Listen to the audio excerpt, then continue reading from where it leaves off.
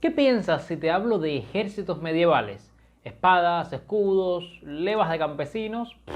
El futuro es hoy, y es por eso que el último romano te invita a conocer al ejército medieval que usaba granadas, lanzallamas y... ¿blindados? ¡Intro intrare!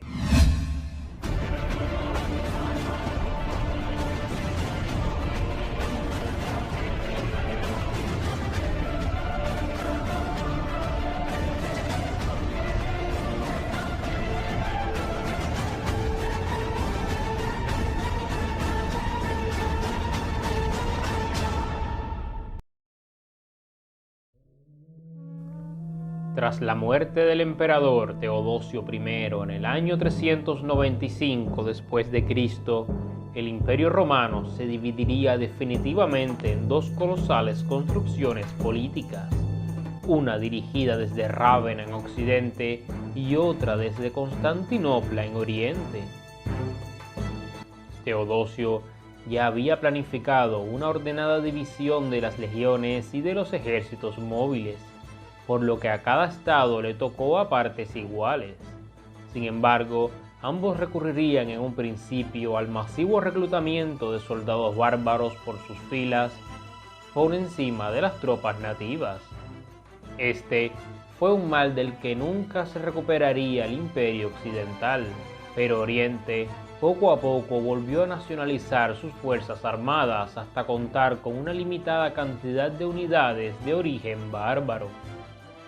Esta transformación sería el primer paso para crear un gran ejército que sostendría sobre sus hombros a un imperio de más de 1000 años de existencia. La primera prueba del ejército romano oriental, a un fiel heredero del ejército romano tardío, fue reconquistar Occidente para la gloria de Justiniano I. Las tropas imperiales, en manos de grandes comandantes como Belisario o Narcés, demostrarían ser altamente ordenadas y disciplinadas, obteniendo victorias contra ejércitos mucho mayores en número. Precisamente el coste de mantener a tropas tan profesionales hacía que el imperio solo pudiera contar aproximadamente con 150.000 soldados activos. Para que nos hagamos una idea, el imperio Nanda de la India, que había existido 800 años antes, era varias veces más pequeño que el Imperio Romano Oriental, pero su ejército era de 500.000 de soldados. Bajo esta dinámica de inferioridad numérica, los ejércitos orientales pasarían a la defensiva desde la muerte de Justiniano hasta el ascenso de Heraclio I. El acoso que sufriría el imperio en todas sus fronteras sería principalmente fuerte en Oriente, el cual desangraría las arcas hasta que el emperador persa Cosroe II rompió el frente y conquistó las provincias asiáticas del imperio. Heraclio contestó con una contraofensiva tras sacrificar sus provincias danubianas y la prefectura de Hispania. Tras vencer en Nínive, el ejército romano creyó retornar a la dinámica defensiva, pero una tercera fuerza emergente, los musulmanes, golpearían peligrosamente al imperio.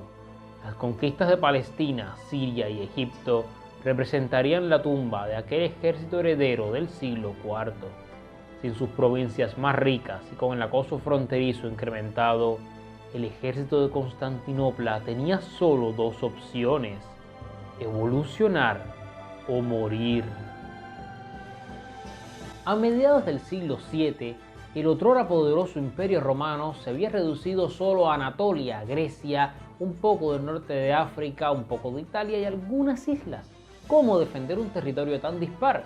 Pues les cuento que el ejército romano oriental no solo lograría defenderse, sino reconquistar. Es este el momento en el que entra el sistema Cemata. Los Cemata no eran más que provincias sobre las que se acantonaba un ejército defensivo. Estos tenían la labor de detener los avances musulmanes, aunque su contraataque era en un inicio deficiente. Sin embargo, para entender la conformación de los ejércitos temáticos, debemos remontarnos al Strategicon, un manual militar muy completo y elaborado que servía como guía a los generales bizantinos sobre cómo actuar al liderar un ejército.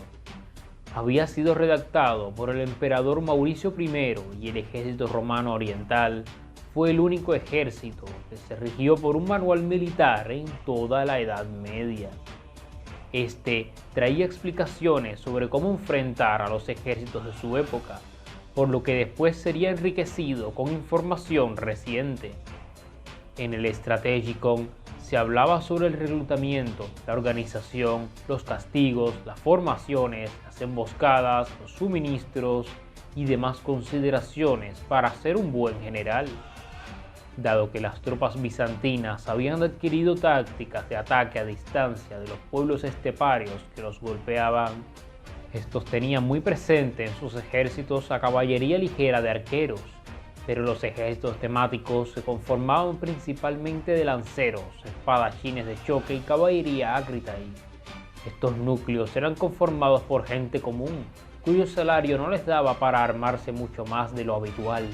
Pero cuando entramos en las unidades de élite, es que el ejército bizantino empieza a perfilarse como la mejor unidad militar de su tiempo.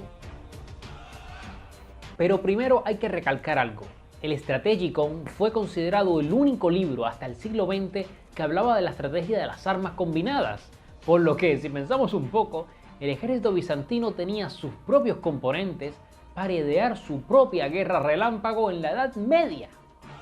Siendo las armas combinadas en tierra, la artillería, la infantería y los tanques, los bizantinos tenían sus propias versiones de esto. En cuanto a artillería, podemos encontrar los fundíbulos, ideales para hacer cenizas las murallas, así como arietes especiales que quebraban la estructura de los gruesos muros de piedra. Destacan sus catapultas, que podían lanzar granadas de fuego de 6 kilos sobre el enemigo, y sus sifones, los lanzallamas imperiales que desde barcos o torres aterraban al enemigo. En cuanto a la caballería, esta era militada por quienes podían comprarse armaduras fuertemente blindadas para ellos mismos y para sus caballos. Hablamos de los temibles catafractos. Aunque lentos, eran una caballería absolutamente imparable, capaces de romper cualquier formación de infantería. Iban armados con lanzas y ensartaban sin problemas a cualquier masa de hombres en retirada. Debido a su densa armadura, solo en casos aislados los catafractos sufrían pérdidas significativas en formación de ataque. Pero la infantería de choque, esa que los alemanes revivieron en la Primera Guerra Mundial, ya existía en el siglo IX. Tras reclutar a guerreros vikingos como guardaespaldas profesionales, la legendaria Guardia Varega rompería formaciones enemigas desde que los emperadores las sacaron de los muros de Constantinopla. Así como hubo muchas divisiones de élite de las SS, hubo muchas divisiones de élite imperiales de choque, pero ninguna como la temible Guardia Varega. Y era precisamente dentro de estas tropas de choque que podemos encontrar el Keirosifon, el famoso lanzallamas portátil, presuntamente inventado por León VI el Sabio. Aunque se usaron principalmente contra máquinas de asedio enemigas, el general Nicéforo Focas recomendaba emplearlos contra formaciones enemigas. Ahora sí, este sería el gran ejército que sostendría al imperio por 1000 años. Su mayor renacimiento ocurrió durante la dinastía macedónica, pues el imperio logró recomponerse desde Croacia hasta Armenia, incluso habían reconquistado Siria.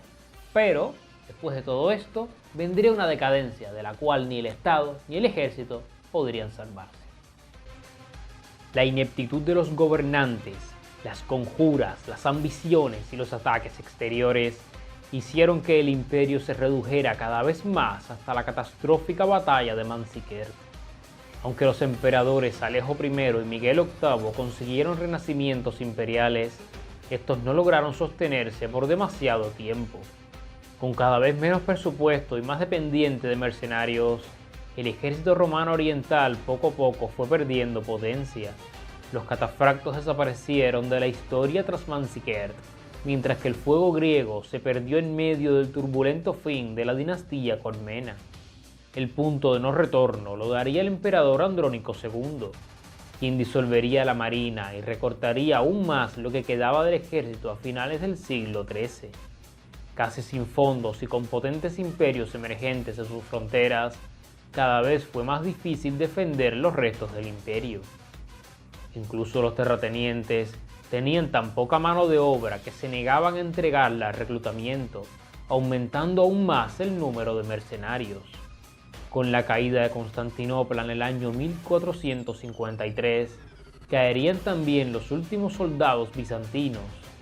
Quedarían para siempre en la historia los últimos romanos.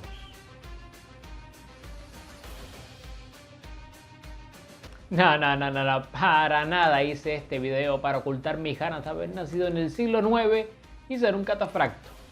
Sobre todo porque seguro me moría de cólera a los 4 años, maldita mortandad infantil. Pero bueno, el último romano se despide, les dejo la reflexión en el ending y recuerden, lo importante no es saber historia, sino entenderla bien. ¡Hasta el viernes! Y un saludo a la página de Facebook Bizancio Maravillosa, que de ahí saqué la mayor parte de las imágenes de este video y del anterior.